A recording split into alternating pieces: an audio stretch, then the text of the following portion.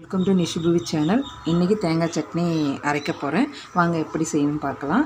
இந்த தேங்காய் வந்து அரை மூடி போட்டிருக்குங்க. 2 பல் பூண்டு, 2 பிஞ்ச் அளவுக்கு இஞ்சி, பச்சை மிளகா 1. தேங்காய்க்கு சட்னிக்கு வந்து தேங்காய் தான் அதிகமாக இருக்கணும். உடச்சல் வந்து 1 ஸ்பூன் இருக்குதுங்க. அதனால் 1 ஸ்பூன் போட்டுக்கிறேன். தேவையான அளவு சால்ட்டு. இதை அரைச்சிட்டு பார்க்கலாம் வாங்க. சட்னி அரைச்சிட்டேங்க. இப்போ நம்ம ஒரு தாளிப்பு கொடுத்துடலாம். அதுக்கு வந்து வாங்க, ஆயில் போட்டிருக்குங்க. கடுகு, கொஞ்சம் உளுந்து, கருவேப்பிலை,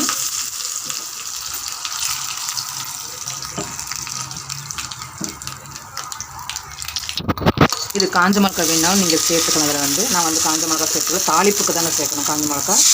நான் அரைச்ச சட்னி வந்து கொஞ்சம் தண்ணி ஊற்றி மிக்ஸ் பண்ணுறேன். தேங்காய் சட்னி ரெடி ஆயிடுச்சு.